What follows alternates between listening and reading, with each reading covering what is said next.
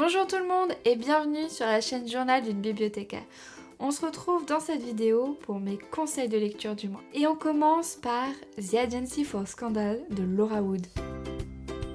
Londres, 1897. Après la mort de son père, Izzy Stanhope a été recrutée par la Volière, une agence secrète d'espionne. Elle est très douée car elle sait se rendre invisible et crocheter les serrures. L'agence protège les femmes car à cette époque, la loi ne le fait pas, notamment de leurs tuteurs.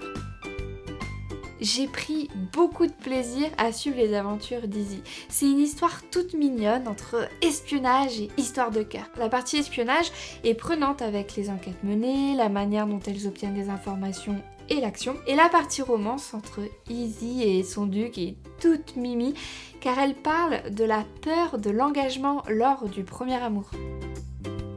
Il peut être lu par des adultes, mais il est clairement dans sa construction pour un public adolescent des 13-14 ans. Parfait pour ceux qui cherchent un roman d'espionnage adapté à leur âge et un roman qui fait du bien. Pour les plus grands, dans le même esprit, essayez la série Les Enquêtes de Béatrice Heidtker.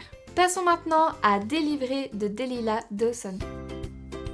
Une nouvelle pandémie, nommée la violence, frappe le monde. Les personnes atteintes ont des crises de violence pure qu'elles oublient une fois finies. Tout être vivant à proximité à ce moment est en danger de mort. Du coup, les malades font peur et une psychose secoue le monde. Une femme, victime d'un mari violent, y voit la solution à son problème.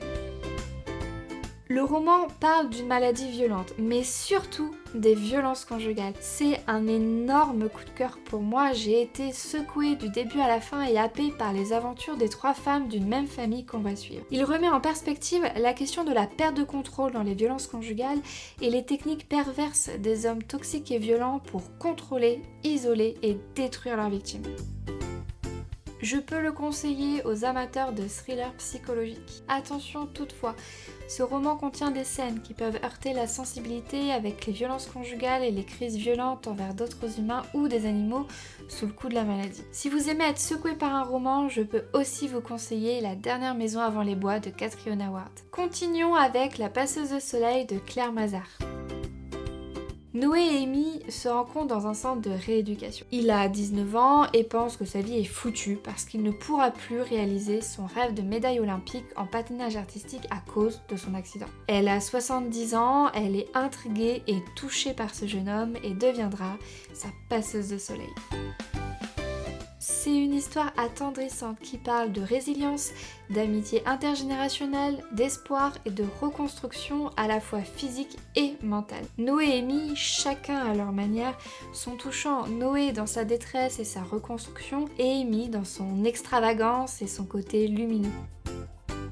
Ce roman est à destination d'un public young adult et adulte. Avis donc aux lecteurs de romans contemporains qui aiment les histoires tendres, les romans feel good et les histoires qui se centrent sur les personnages. Dans ce style, la romance en plus, je peux aussi vous conseiller Instant Karma de Marissa Meyer. Terminons avec Comment voyager sur les terres oubliées de Sarah Brooks.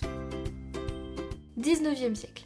D'étranges mutations ont rendu une large zone entre la Russie et la Chine inhabitable et dangereuse où il n'est plus possible d'aller. Le seul moyen de traverser, c'est le transsibérien. La traversée est dangereuse, ce qui attire de nombreux voyageurs, même si le dernier passage a coûté la vie à plusieurs personnes. Mais est-ce que ce nouveau trajet sera plus sûr ?